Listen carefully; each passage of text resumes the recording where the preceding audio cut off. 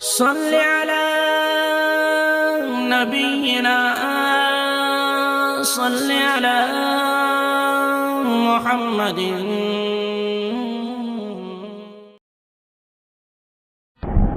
سبحان الذي خلق الأزواج كلها مما تنبت الأرض ومن أنفسهم ومما لا يعلمون.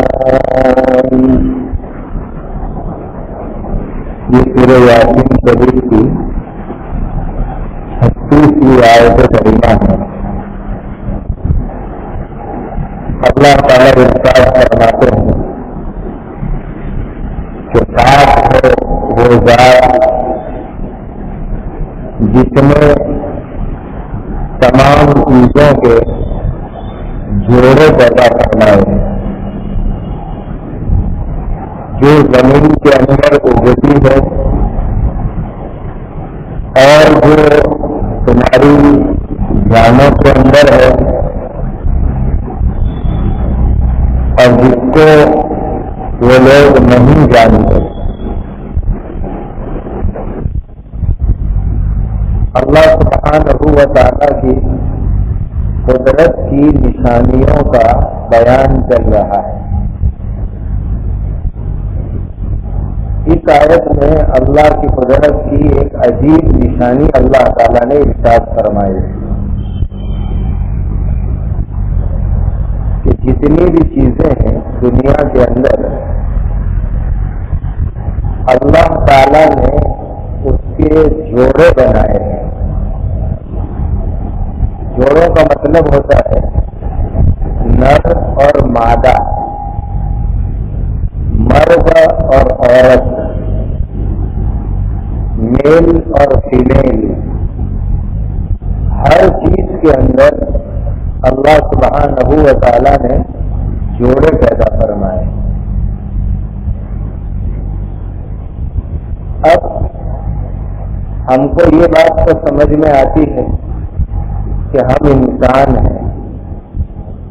ماشاءاللہ انسانوں کے اندر جو جوڑے ہیں کہ ایک طرف مرد ہے ایک طرف عورت ہے، یہ جوڑے تو ہماری سمجھ میں آسانی سے آ جاتے ہیں اور یہ جوڑوں کا پیدا کرنا یہ بھی اللہ کی قدرت کی ایک بڑی نشانی ہے. ایسا تو نہیں ہوا کہ ہم انسان ہیں، مرد ہیں اور ہمارے لیے ہماری جوڑوں یعنی بیوی اللہ نے کسی اور جانور میں سے بنائی ہو، شیر میں سے، چیتے میں سے، گھوڑے میں سے. ایسا نہیں کیا، بلکہ انسان میں سے اللہ نے مرد بنائے اور انسان ہی میں سے اللہ نے عورتیں بھی پیدا فرمائے. یہ جو جوڑوں کا نظام ہے یہ اور جانوروں میں بھی ہے. شیر اور شیرنی، گھوڑا اور گھوڑی، ہاتھی اور ہاتھن، پرندوں کے اندر بھی یہ نظام ہے. کبوتر ہے، کبوتری ہے، چڑیاؤں کے اندر بھی یہ نظام ہے. بلکہ زمین کے اندر جو چھوٹے چھوٹے کیڑے ہوتے ہیں ان کیڑوں کے اندر بھی جوڑ کا نظام ہے کہ چیونٹیوں کے اندر مرد بھی ہوتی ہے عورت بھی ہوتی ہے. سانپ بچھو کے اندر جو زہریلے جانور ہیں اس کے اندر بھی میل ہے اور فیمیل ہے، مذکر ہے، مرد ہے اور عورت بھی ہے، اس کے اندر بھی ہے. بلکہ ہماری عقل دنگ رہ جاتی ہے جو قرآن کی آیت میں اللہ نے فرمایا مما تنبت الارض، زمین کے اندر جو چیزیں اگتی ہے، اگنے والی چیز یعنی درخت، بیل، اس کے اندر بھی اللہ نے جوڑے پیدا فرمائے.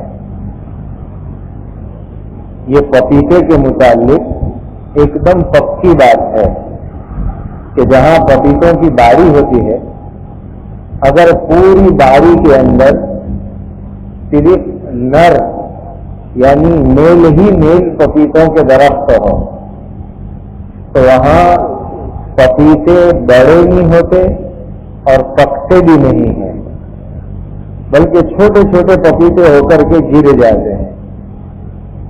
باڑی کے اندر پپیتے اسی وقت بڑے بھی ہوں گے اور اسی وقت وہ پکیں گے، جبکہ کچھ درخت ایسے ہو کہ وہ میل ہو اور کچھ فیمیل ہو، مرد ہو عورت ہو۔ یہی حال ہے کھجور کے اندر بھی، کہ کھجور کی جہاں باڑیاں ہوتی ہے وہاں پر بھی کچھ درخت ایسے ہوتے ہیں کہ وہ مرد ہے اور کچھ درخت ایسے ہیں کہ وہ عورت ہے۔ کھجوروں کے اندر بھی ہوتا ہے۔ اب سوال یہ پیدا ہوتا ہے کہ پھر ان درختوں کے اندر ملن کیسے ہوتا ہے؟ تو وہ اللہ تعالیٰ کا ایک غیبی نظام ہے کہ جو درخت ایسے ہوتے ہیں کہ وہ مرد والی قوت رکھتے ہیں، اس کے اوپر سے چھوٹے چھوٹے باریک باریک ذرے ریزے اڑ کر کے وہ درخت جو فیمیل ہے، عورت کی طاقت رکھتے ہیں، اس کے اوپر اڑ کر کے چلے جاتے ہیں۔ تو مرد کے درخت کے اوپر سے، مردانہ درخت سے چھوٹے چھوٹے باریک ذرات اڑ کر کے عورتوں والے درخت کے اوپر چلے جاتے ہیں۔ اس طرح دونوں کا ملن ہوتا ہے اور پھر کھجوریں پکتی ہیں، پپیتے بھی پکتے ہیں، اور جو دوسری سبزیاں ہیں اور دوسرے اور پھلدار درخت ہے، اس کے اندر بھی اللہ سبحانہ و تعالیٰ نے جوڑے پیدا فرمائے۔ میرے بزرگوں، یہ بات تو قرآن کریم نے 1400 سال پہلے دنیا کے لوگوں کو بیان کی۔ جو آج جدید سائنس ہے، آج کل کا جو وگنان ہے، اس کا ریسرچ ان سب چیزوں کو مان رہا ہے کہ جس طرح انسانوں میں، جانوروں میں، پرندوں کے اندر میل اور فیمیل ہوتے ہیں، مرد اور عورت ہوتے ہیں، اس طرح دنیا کے درختوں کے اندر بھی میل اور فیمیل ہے۔ یہ آج کا سائنس بھی اس بات کو تسلیم کر رہا ہے۔ تو یہی فرق ہے قرآن میں اور سائنس کے اندر، کہ سائنس ریسرچ کے بعد دنیا کے سامنے ڈکلیئر کرتا ہے، اور قرآن کی شان یہ ہے کہ جو چیزیں ابھی انسان کی سمجھ میں بھی نہیں آئی، وہ خدا کے غیبی خزانوں سے لے کر کے دنیا کے لوگوں کے سامنے وہ اعلان کرتا ہے۔ یہ خدا کے غیبی خزانوں کی باتیں ہیں، اور اتنے طویل زمانے کے بعد اب دنیا قرآن کی باتوں کو ماننے کے اوپر مجبور ہو رہی ہے۔ اس لیے جیسے جیسے سائنس آگے بڑھ رہا ہے، ایسے ایسے قرآن کی باتیں دنیا کے سامنے ظاہر ہو رہی ہے، اور لوگ قرآن کریم کو مجبور ہو کر بھی مان رہے ہیں۔ ازواج کی ایک تفسیر اقسام سے بھی کی گئی ہے، یعنی جتنی بھی چیزیں ہیں اس میں اللہ تعالیٰ نے قسم قسم کی چیزیں بنائی۔ دیکھیے، ہم مرد ہیں تو مرد کے اندر کسی کا مزاج ایسا ہے کہ نرم مزاج ہے، کسی کا مزاج ہے کہ وہ بڑا سخت مزاج کا ہوتا ہے، کسی کے مزاج کے اندر خشکی ہوتی ہے، کسی کے مزاج کے اندر خوشی اور سری ہوتی ہے، کسی کے مزاج کے اندر خوشی ہی خوشی ہوتی ہے، بہت سے کے مزاج ہوتے ہیں کہ ہمیشہ غم زدہ ہی رہتے ہیں۔ اسی طریقے سے پھلوں کے اندر بھی کسی پھل کو دیکھ لو تو ٹھنڈا ہے، کوئی پھل گرم ہے، رات دیکھ لو اس میں اندھیرا ہے، دن دیکھ لو اس کے اندر اجالا ہے۔ تو تمام چیزوں کے اندر اللہ تعالیٰ نے قسمیں پیدا فرمائی، الگ الگ قسم کی چیزیں پیدا فرمائے.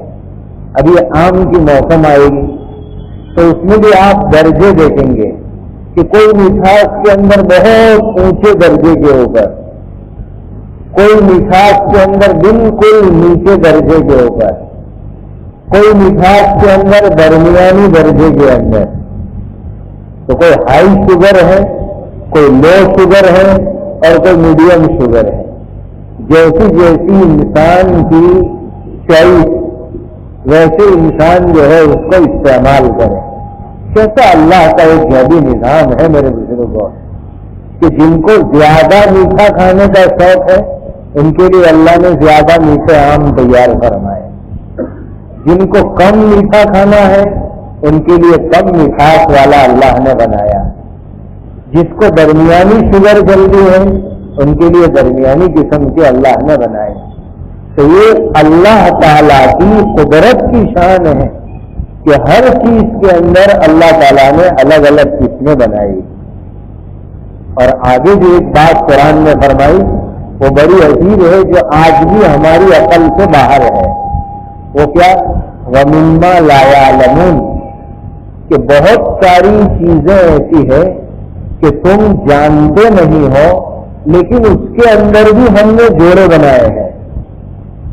حضرات مفسرین فرماتے ہیں کہ یہ پتھر، یہ پہاڑ، یہ جنگل ہماری سمجھ میں یہ آتا ہے کہ اس میں تو کیا جوڑے ہوں گے، لیکن قرآن کی آیت سے معلوم ہوتا ہے کہ ابھی دنیا کی بہت ساری چیزیں ایسی ہے کہ ہم کو پتہ نہیں چلا.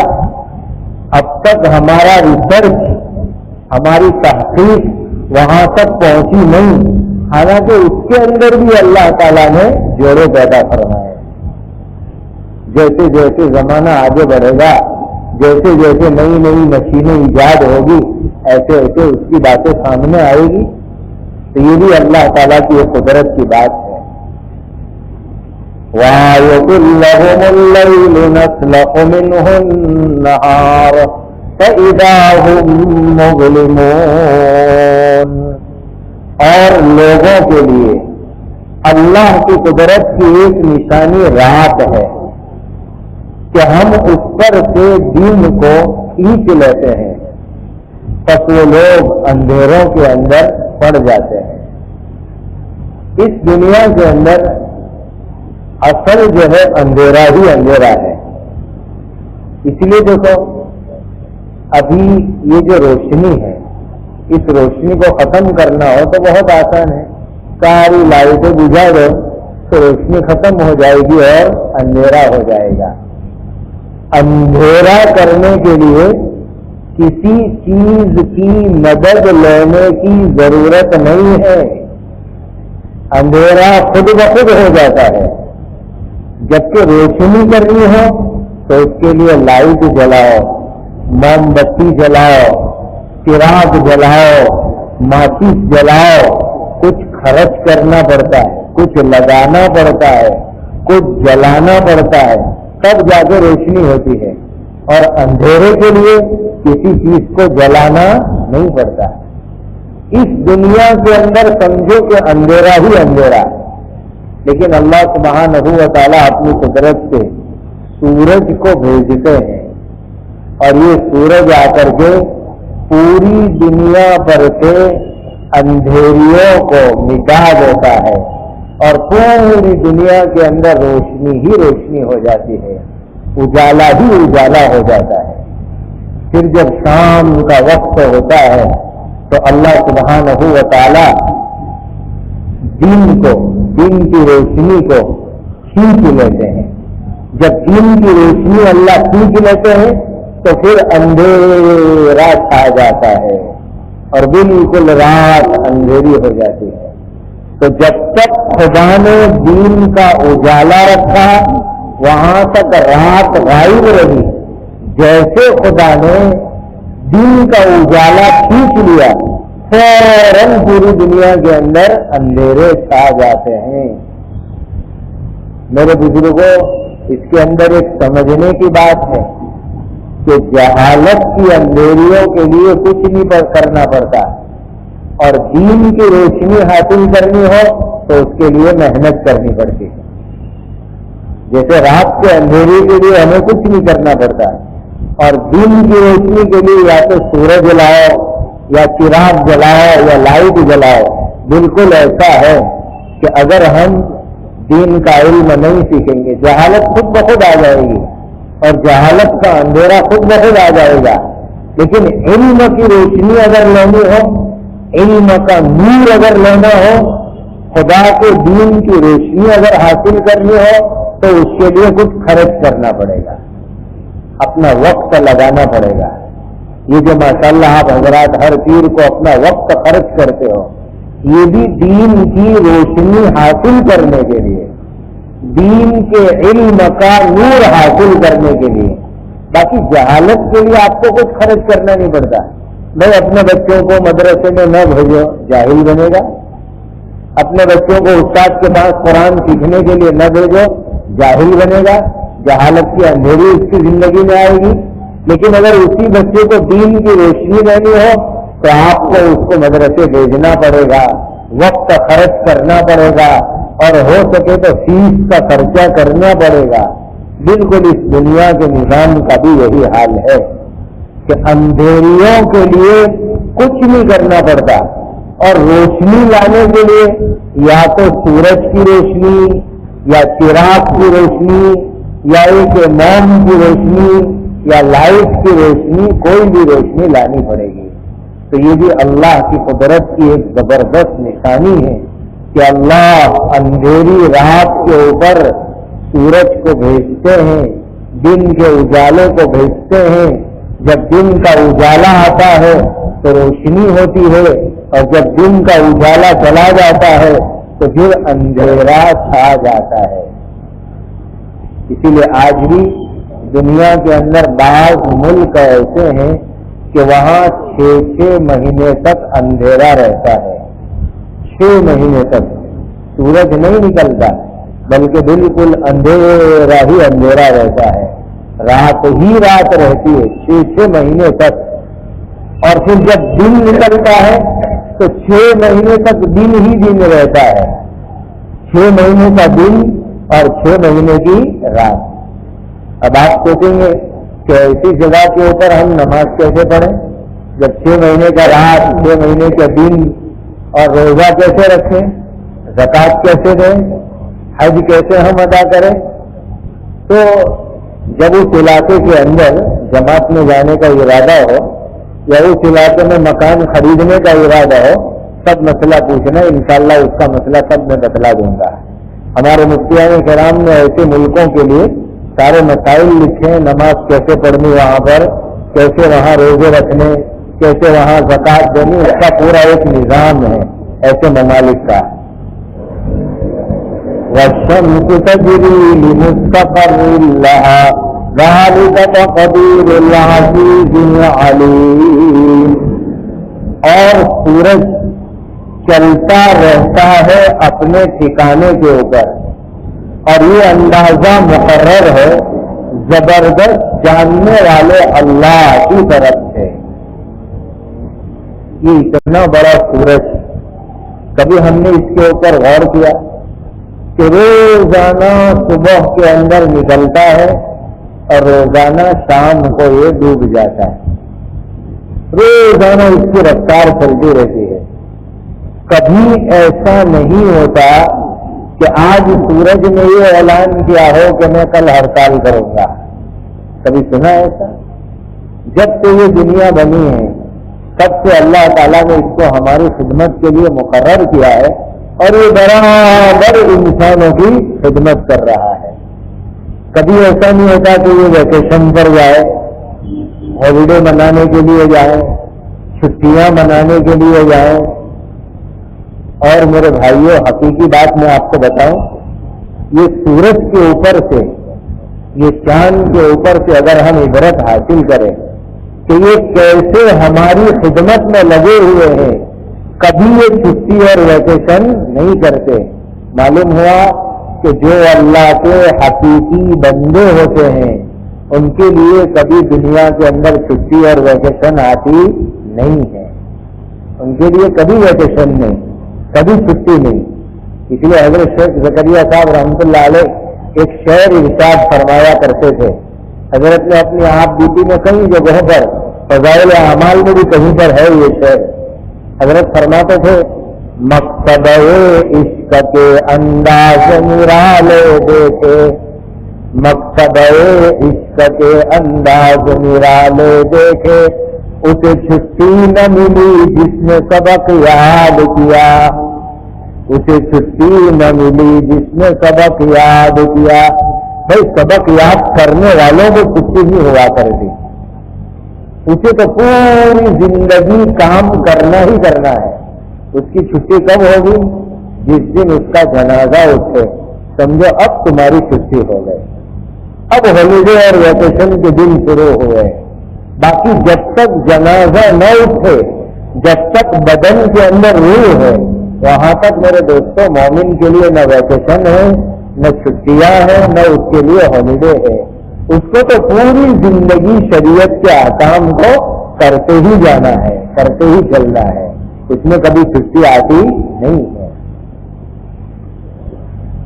اسی لیے ہم نے اللہ والوں کو دیکھا کہ بھائی جمعرات جمعہ کی چھٹی آئی مدرسے کی، لیکن یہ ہے کہ بھائی دین کے لیے وہاں جانا ہے، وہاں جانا ہے، وہاں یہ کام کرنا ہے، یہ کام کرنا ہے. ان کا شیڈیول بنا ہی ہوتا ہے. تو حقیقت یہ ہے کہ مومن کے لیے دنیا کے اندر چھٹی اور ویکیشن نہیں ہے. اصل ویکیشن تو آئے گا آخرت کے اندر جانے کے بعد، اور وہاں جا کر کے مومن کو مزے اڑانے ہیں، اور وہاں جا کر کے عیش اور راحت کرنا ہے. ایک بزرگ سے کسی نے کہا کہ حضرت آپ رات دن سفر کرتے ہیں، کچھ آرام کے لیے بھی دن خالی رکھے، آج یہاں کل وہاں. تو فرمایا کہ بھائی ابھی یہ دنیا کی زندگی ہے، جو کرنا ہو اس دنیا کے اندر کر لو، باقی جب قبر کے اندر جائیں گے تو حقیقی آرام تو انشاءاللہ قبرستان میں ملے گا.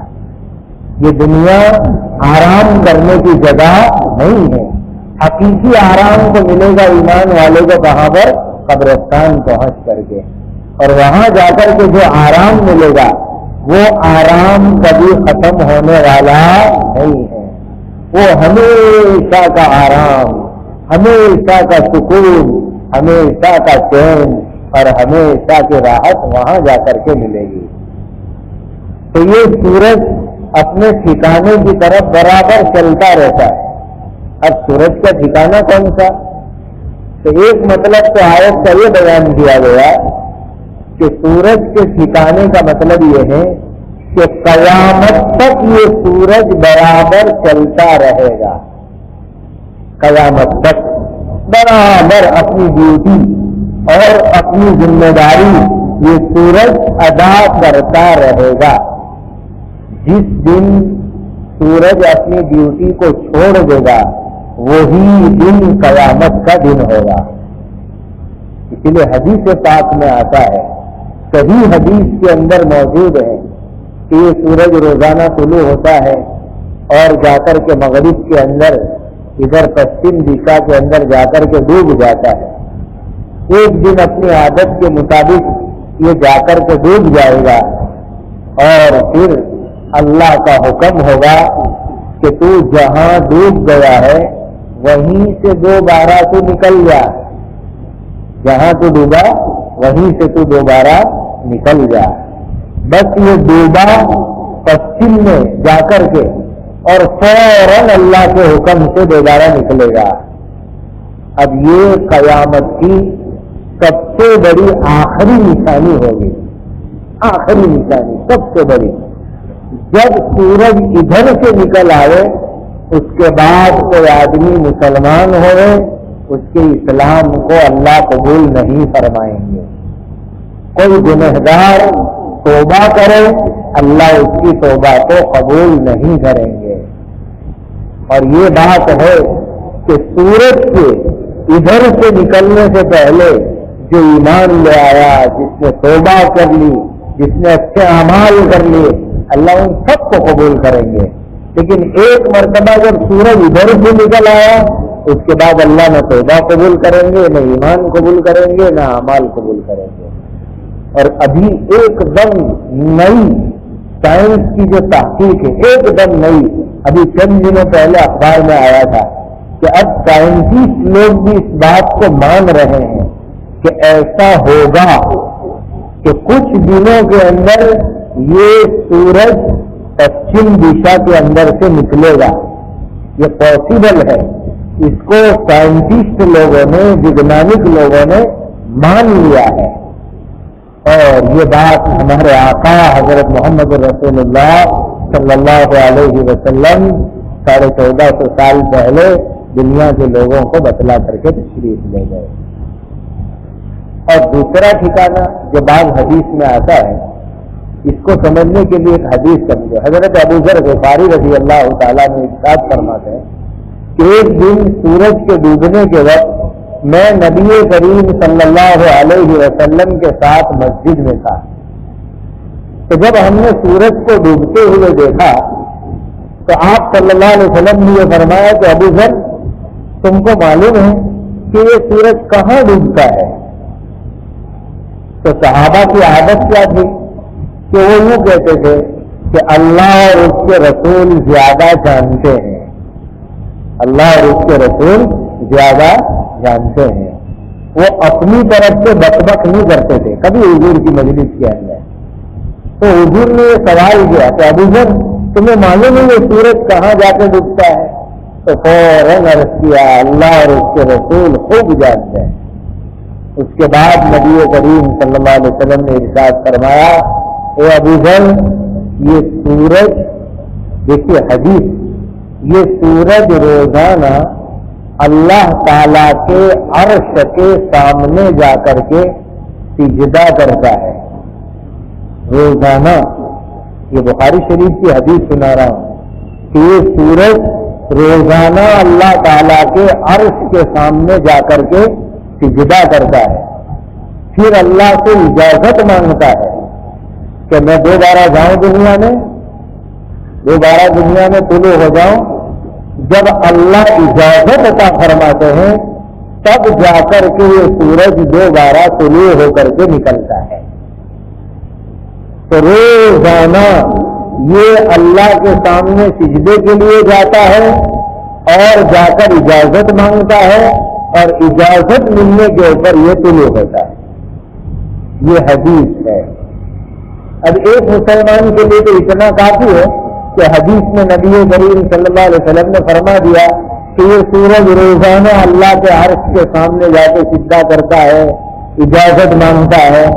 حدیث میں فرما دیا ہمارے لیے ماننا ہے، چاہے سمجھ میں آئے یا سمجھ میں نہ آئے، لیکن ہم کو اس حدیث کو ماننا ہے.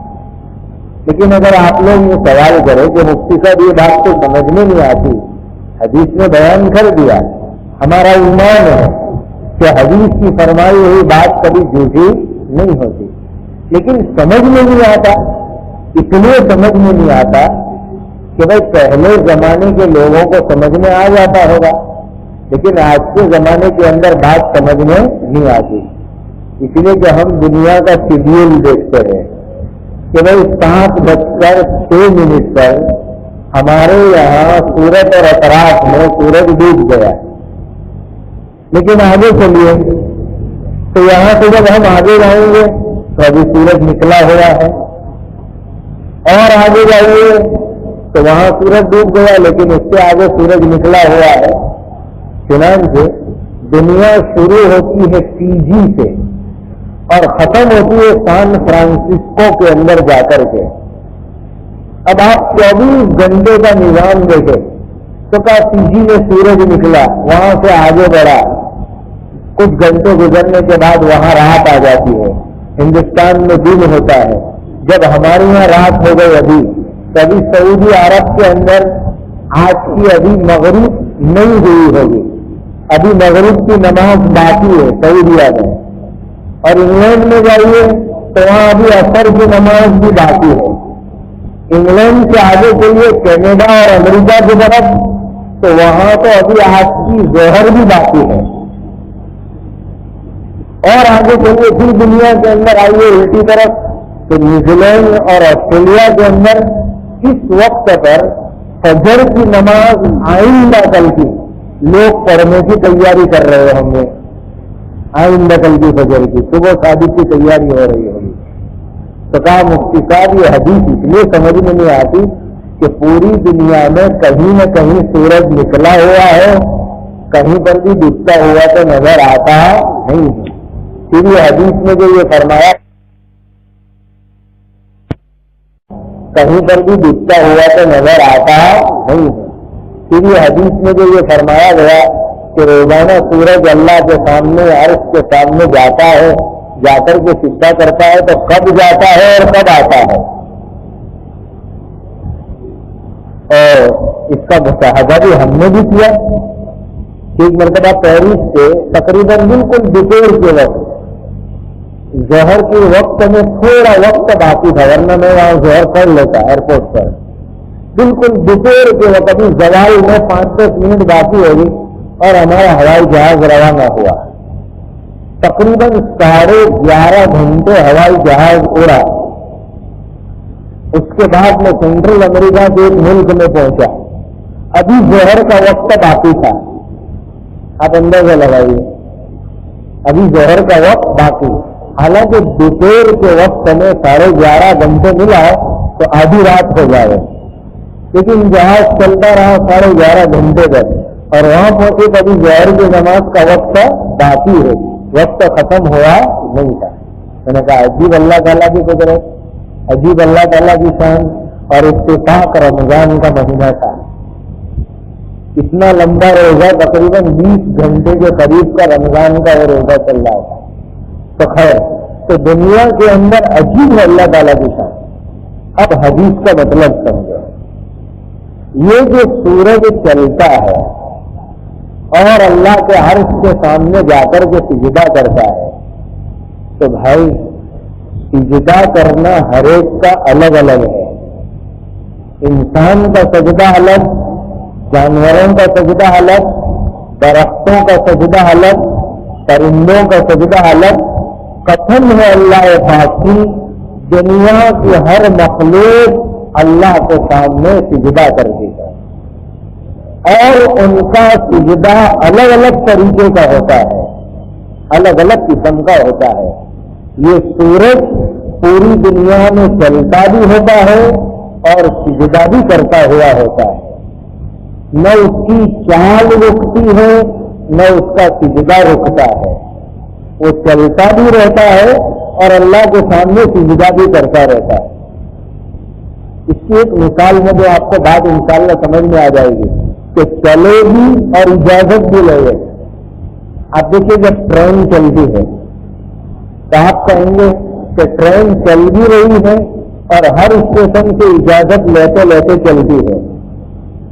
اب ٹرین جب اجازت لیتی ہے تو اسٹیشن پر رکتی نہیں، وہ جو سگنل ہوتے ہیں نا سگنل، تو وہ سگنل اس کے لیے اجازت کی نشانی ہے کہ اگر لال سگنل ہوگا ٹرین رک جائے گی، ہرا سگنل ہوگا ٹرین چلتی رہے گی۔ تو یہ ٹرین چل بھی رہی ہے اور اس کو اجازت مل بھی رہی ہے، جہاں اس کو اجازت ملنا بند ہو گئے فوراً وہ ٹرین رک جاتی ہے۔ تو ایک طرف چال بھی چالو ہے اور دوسری طرف اجازت لینے کا سلسلہ بھی چالو ہے، دونوں سلسلے ایک ساتھ چل رہے ہیں، اس لیے جہاں جہاں گرین سگنل ملتے جائیں گے وہ چلتی رہے گی، رکے گی نہیں، 50 سگنل گزر جائیں گے لیکن وہ چلتی رہے گی۔ تو جب ٹرین چلتی ہے ساتھ میں اجازت بھی چالو ہے، اور جہاں اجازت رک گئی لال سگنل ہو گئے ٹرین رک گئی۔ بالکل سورج کا نظام بھی ایسا ہے کہ وہ چل رہا ہے، اجازت بھی لے رہا ہے، اجازت مل بھی رہی ہے، دونوں کام ایک ساتھ اس کے جو ہے چل رہے ہیں، چلنا بھی چالو اور اجازت کا سلسلہ بھی چالو ہے۔ اور دیکھیے سجدے کا مطلب کیا ہے، آدمی اللہ کی کامل فرما برداری کرے، یہ ہے سجدے کا مطلب۔ ہم اللہ کے سامنے سجدہ کرتے ہیں، مطلب یہ ہے کہ ہم اللہ کی مکمل فرما برداری کا اعلان کرتے ہیں کہ اے اللہ ہم تیرے مکمل فرما بردار بندے ہیں، اس لیے تو ہمارا چہرہ ہماری پیشانی ہم تیرے سامنے زمین کے اوپر رکھ دیتے ہیں کہ یہ پیشانی جو کسی کے دربار میں نہیں جھکتی وہ تیرے دربار میں جھکتی ہے. ہم تیرے مکمل فرما بردار بندے. تو سجدے کا مطلب ہوتا ہے پوری فرما برداری کرنا، اور یہ سورج اللہ کے حکم کا پورا فرما بردار ہے. کبھی یہ اللہ کے حکم کی نافرمانی نہیں کرتا. ذالک تقدیر العزیز العلیم، اور یہ زبردست جاننے والے اللہ کی طرف سے پورا نظام مقرر ہے. بھائی بہت سی مرتبہ ہم اپنی زبان سے کہتے ہیں کہ یہ چیز اچانک ہو گئی. یہ بات یاد رکھنا، اس دنیا میں کوئی چیز اچانک نہیں ہوتی. یہ ہماری سمجھ کے مطابق اچانک ہوتی ہے، ہماری سوچ کے مطابق اچانک ہوتی ہے. لیکن اللہ کے یہاں تو وہ بہت پہلے سے لکھا ہوا تھا کہ وہ یہ ہوگا اور یہ ہو جائے گا. اللہ کے نظام میں کوئی چیز اچانک ہوتی نہیں ہے، یہ ہمارے اعتبار سے اچانک ہے. اس لیے قرآن نے یہ عقیدہ ہم کو سمجھایا، ذالک تقدیر العزیز العلیم، کہ یہ سب چیزیں اللہ تعالیٰ کے یہاں پہلے سے مقرر ہے، پہلے سے ٹھہری ہوئی ہے. اب آدمی یہ کہتا ہے کہ میں نے بھول سے پانی والا ہاتھ لگا دیا اور نعوذ باللہ ہاتھ چپک گیا، کرنٹ لگ گیا، آدمی مر گیا. یہ اچانک ہو گیا، ورنہ ایسا نہیں ہوتا اگر میرا بگا ہوا ہاتھ نہیں لگتا. بھائی یہ اچانک کوئی چیز نہیں ہوتی. اللہ کے یہاں یہ مقرر تھا کہ تجھ سے یہ بھول ہوگی اور جو ہے تیری موت ہو جائے گی. اسی لیے اچانک جو ہوتا ہے ہمارے اعتبار سے ہوتا ہے، اللہ کے نظام کے اندر کوئی چیز اچانک ہوتی نہیں ہے. وَالْقَمَرَ قَدَّرْنَاهُ مَنَازِلَ حَتَّى عَادَ كَالْعُرْجُونِ الْقَدِيمِ، اور چاند کے لیے ہم نے منزلیں مقرر کر دی ہے، یہاں تک کہ وہ لوٹ کر کے آتا ہے کھجور کی پرانی ٹہنی کی طرح. یہ چاند جو ہے اس کے لیے بھی اللہ تعالیٰ نے منزلیں بنائی ہے. جیسے ہمارا گھر ہماری منزل ہے، ایسے چاند کے لیے بھی اللہ نے منزلیں بنائی ہے. اور منزلیں بھی کیسی؟ الگ الگ منزل. اور یہ چاند کم سے کم 28 منزل میں سفر کرتا ہے، 28 منزل کے اندر. اب آپ دیکھیں گے ایک مہینے کے اندر 29 دن ہوتے ہیں یا 30 دن ہوتے ہیں، اور چاند ایک دن کم سے کم چھپا ہوا رہتا ہے، بالکل نظر نہیں آتا.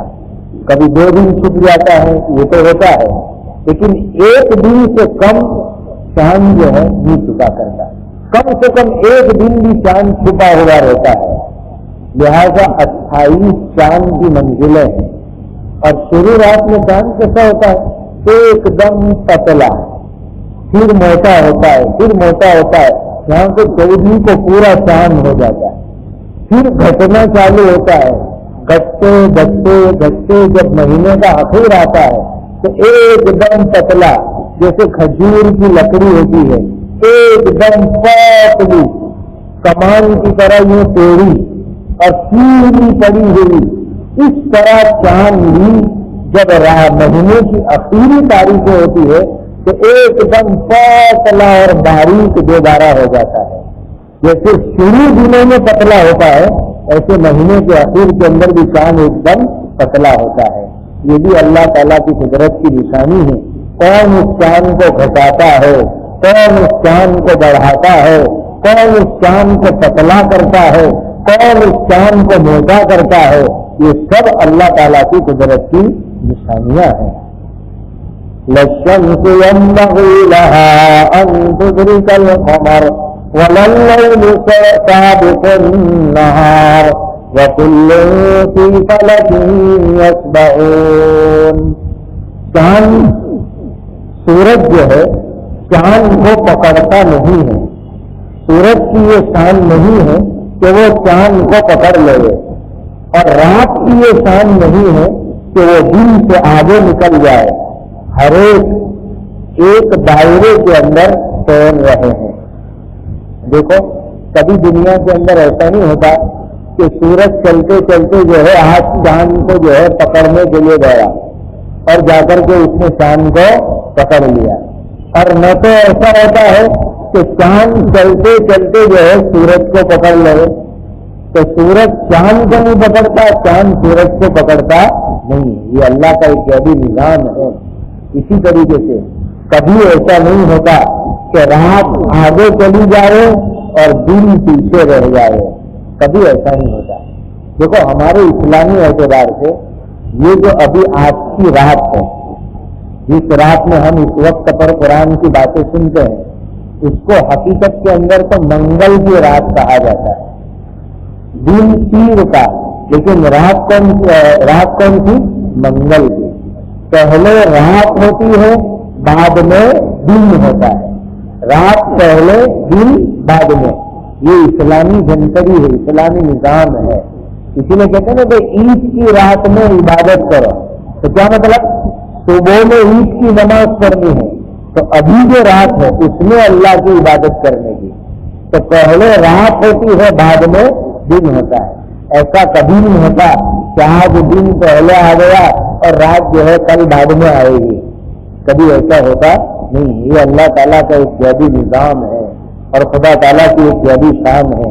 وَكُلٌّ فِي فَلَكٍ يَسْبَحُونَ. یہ دنیا کے اوپر جو پوری خالی جگہ ہے، اس میں چاند بھی ہے، اس میں سورج بھی ہے، جس کو گجراتی میں اوکاش کہتے ہیں، جس کو خلا کہتے ہیں اردو کے اندر.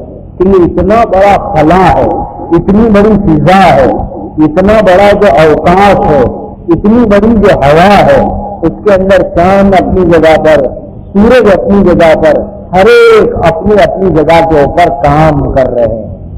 اس سے ایک بات یہ بھی معلوم ہوئی کہ یہ سورج اور چاند جو ہے نا، آسمان کے اندر نہیں ہے، آسمان کے باہر ہے. یہ بھی اس سے معلوم ہوا.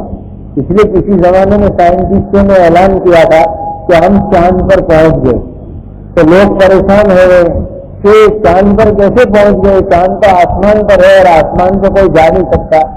تو حقیقت یہ ہے کہ یہ چاند آسمان کے اندر نہیں ہے، بلکہ یہ چاند آسمان سے نیچے ہے، اور جو چیز آسمان کے نیچے ہے اس کے اوپر جانا پاسبل اور ممکن ہے. اس لیے انہوں نے یہ دعویٰ کیا کہ ہم چاند کے اوپر جا کے آئے، تو ہو سکتا ہے کہ یہ گئے ہوں. اور اس زمانے کے اندر بڑا شور بھی ہوا تھا، اور امریکہ والوں نے اپنے سائنس کا، اپنی ٹیکنالوجی کا دنیا کے لوگوں کے سامنے بڑا سکہ منوایا کہ ہم چاند تک پہنچ گئے. لیکن شاید آپ میں سے بہت سو کو یہ بات معلوم نہیں ہوگی. ابھی تقریباً 4 سال پہلے امریکہ کے ایک بہت بڑے ویگنانک نے ایک بک لکھی انگریزی میں، اور اس نے پورا پول کھول دیا کہ امریکہ والوں نے یہ جو چاند پر جانے کا دعویٰ کیا تھا، یہ دعویٰ خالی بناوٹی اور جھوٹا دعویٰ تھا. کوئی چاند کو گیا نہیں تھا. یہ تو اس زمانے میں ان کا رشیا سے مقابلہ چلتا تھا. تو رشیا والوں کو ٹیکنالوجی میں نیچا منہ دکھلانے کے لیے انہوں نے دعویٰ کر دیا کہ ہم چاند کے اوپر جا کر کے آئے.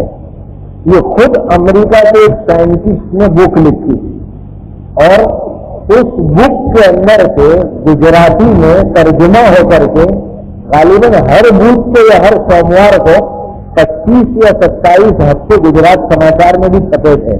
میں وہ سارے ہفتے پڑھتا تھا گجرات سماچار کے اندر. وہ انگریزی کتاب کا ترجمہ کسی نے گجرات سماچار میں لکھا تھا. تقریباً 1 سال تک جو ہے اس کا ترجمہ گجرات سماچار میں آتا رہا تھا. تو یہ تو ایسی دنیا ہے ویگنانکوں کی، پاگلوں کی طرح، کہ کبھی جو ہے کسی کو خوش کرنے کے لیے یوں کہتے ہوئے اور پھر حقیقت کھل کے سامنے آئے تو سارے ان کے پول ظاہر ہو جاتے ہیں. اور حقیقت یہ ہے کہ قرآن جو بات کہتا ہے وہ دنیا کے سامنے ایک دم بے توق اور ایک دم سچی باتیں ہوتی ہیں. اسی لیے ہمیں کبھی وجدان اور سائنس سے گھبرانے کی ضرورت نہیں ہے، کبھی اس سے مرعوب اور متاثر ہونے کی ضرورت نہیں ہے. اس قرآن میں اللہ نے جو علوم بیان کیے ہیں، بڑے بڑے ویگنانکوں کی عقل اس قرآن کے علم کے سامنے جھک جاتی ہے.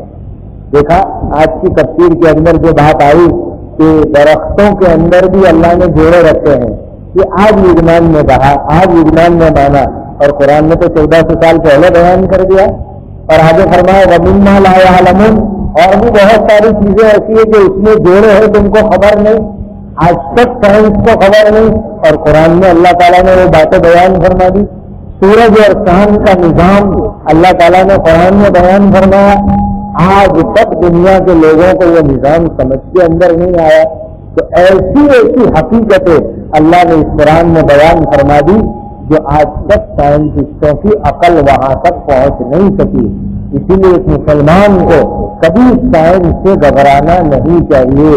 اللہ نے اس کتاب کے اندر جو طاقت رکھی ہے، جو علم رکھا ہے، وہ علم دنیا کی کسی قوم کے پاس نہیں ہے اور کسی سائنٹسٹ کے پاس نہیں ہے. اسی لیے حالی مرحوم بہت بڑے شاعر گزرے ہیں، انہوں نے بہت پیاری بات فرمائی، بہت اچھی بات فرمائی. کہا فلسفیوں سے کھل نہ سکا، مختاروں سے حل نہ ہوا. فلسفی کہتے ہیں ویگنانکوں کو اردو کے اندر. فلسفیوں سے کھل نہ سکا، مختاروں سے حل نہ ہوا. وہ راز کملی والوں نے، کہو صلی اللہ علیہ وسلم، وہ راز کملی والوں نے ایک اشارے میں دکھایا کہ جو چیز دنیا کے بڑے بڑے عقل مندوں کی عقل میں نہیں آئی، وہ ہمارے آقا حضرت محمد رسول اللہ صلی اللہ علیہ وسلم نے چھوٹے چھوٹے اشاروں کے اندر دنیا کے لوگوں کے سامنے بیان فرما دی.